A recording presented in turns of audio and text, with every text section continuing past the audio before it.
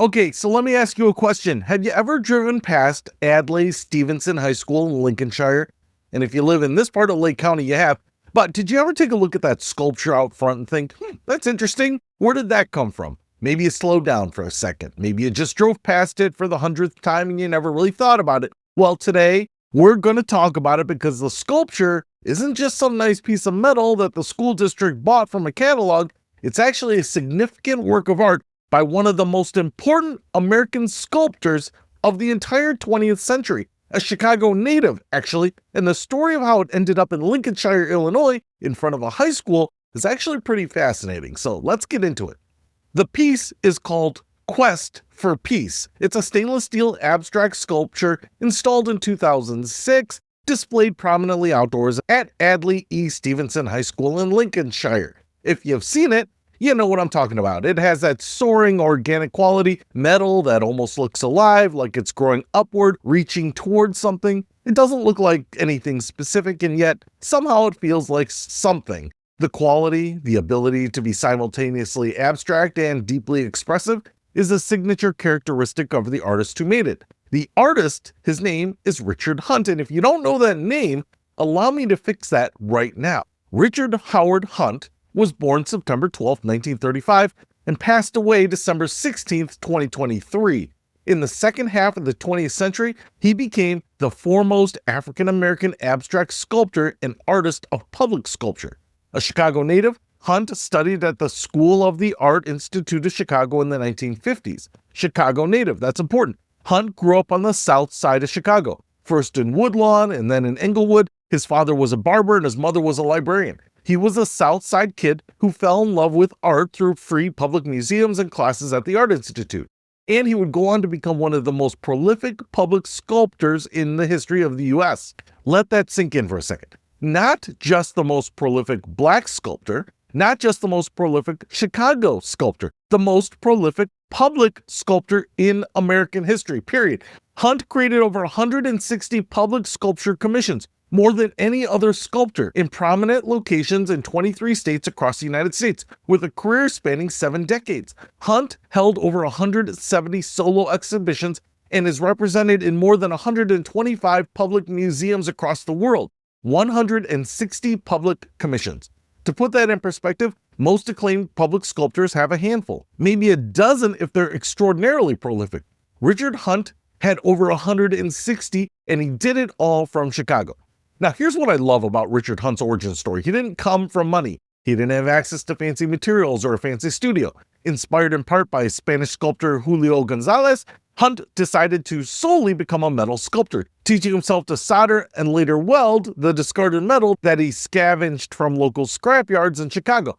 By 1955, Hunt would sell his soldered wire sculptures along with paintings and drawings at local art fairs and galleries, making the formal beginning of his career as an artist. I actually have a couple of his pieces and just love them to death.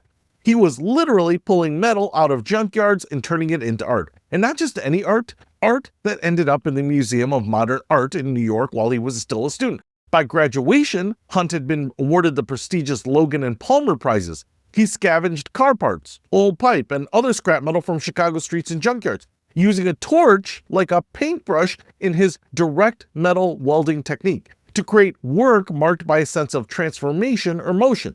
And he kept getting bigger. Inspired by the unveiling of the colossal Chicago Picasso in 1967, Hunt began creating works of Core 10 steel and later bronze and stainless steel, which he continued using throughout his career. Eventually, Hunt purchased a converted trolley station on the north side of Chicago as a studio. The sculptor needed this enormous space to hold the industrial welding material he used to create his works. He spends up to 10 hours a day cutting, burning, beating, and plating scrap metal. 10 hours a day in a converted trolley station. That's the work ethic behind the 160 commissions. The accolades are genuinely staggering for this man, and I want to run through a few of them because I think it helps you understand the level of artist we're talking about. The person whose work is literally sitting outside a high school in Lincolnshire. In 1968, President Lyndon B. Johnson appointed Hunt to a 6-year term on the National Council on the Arts. Hunt was the first African-American visual artist to serve on the council. In 1971, at only 35 years of age, Hunt achieved a historic milestone, becoming the first African-American sculptor to have a retrospective at the MoMA, the Museum of Modern Art. The Museum of Modern Art in New York, at 35 years old. The director of that exhibition called it a mid-career retrospective. He had decades of work still ahead of him. His massive 30-foot, 1,500-pound bronze swing low, built in 2016, is a monument to the African-American spiritual. It hangs from the ceiling of the National Museum of African American History and Culture in Washington, D.C.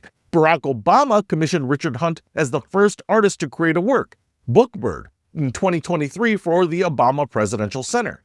So, the Smithsonian, the Obama Presidential Library, the Museum of Modern Art, Howard University, Midway Airport, Ravinia Festival Park, a memorial to Dr. Martin Luther King Jr. in Memphis, a monument to Ida B. Wells in Bronzeville, and Adlai E. Stevenson High School in Lincolnshire, Illinois. Not a bad lineup. Now, here's where the story gets interesting in a very local, very specific way. And I have to say, when I started digging into this, I did not expect to find a twist, but there is one. The Richard Hunt Legacy Foundation maintains a comprehensive list of his public commissions. And right there on the list, Adlai Stevenson High School, Lincolnshire, Illinois, welded stainless steel. That's the Quest for Peace sculpture installed in 2006. But next to the listing is a parenthetical note that stops you in your tracks. The piece is listed as being from the collection of the Richard Hunt Trust, originally commissioned for the United States Steel Corporation, not for Stevenson High School. So this sculpture was not made specifically for a high school in the northern suburbs of Chicago. It was originally commissioned by one of the most powerful industrial corporations in American history, and somehow it ended up in front of a school in Lincolnshire. That tells a story in and of itself about how great art moves through the world. It finds new homes and takes on new meanings and new contexts. I'll be honest, the specific details of exactly how this piece traveled from U.S. Steel to Stevenson aren't fully documented in the public record.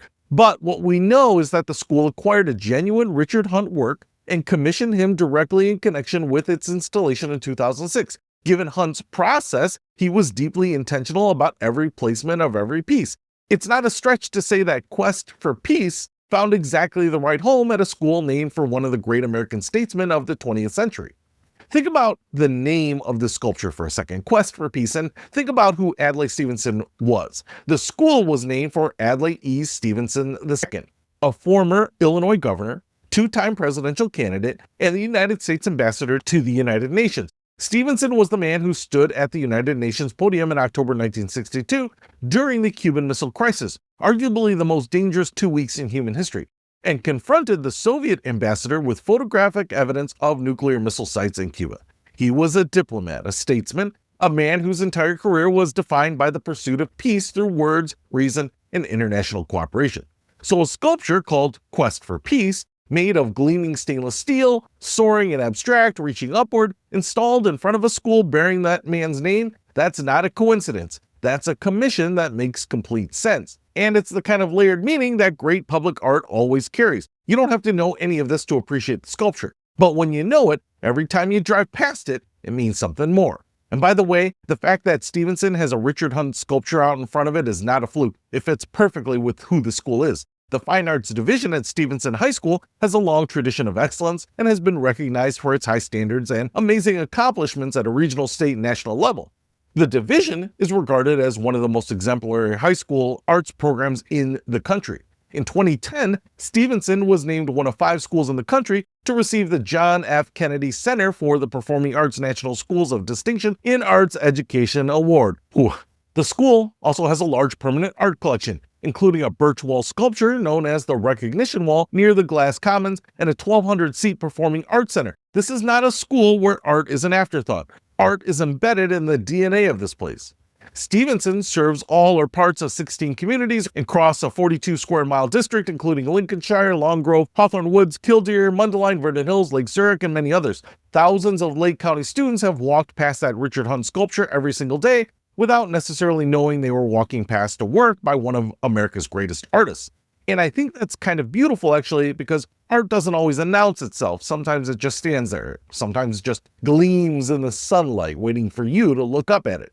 I'd be remiss if I didn't mention that Richard Hunt passed away on December 16th, 2023. He was 88 years old, and he was working, still in his studio, still creating, almost until the very end.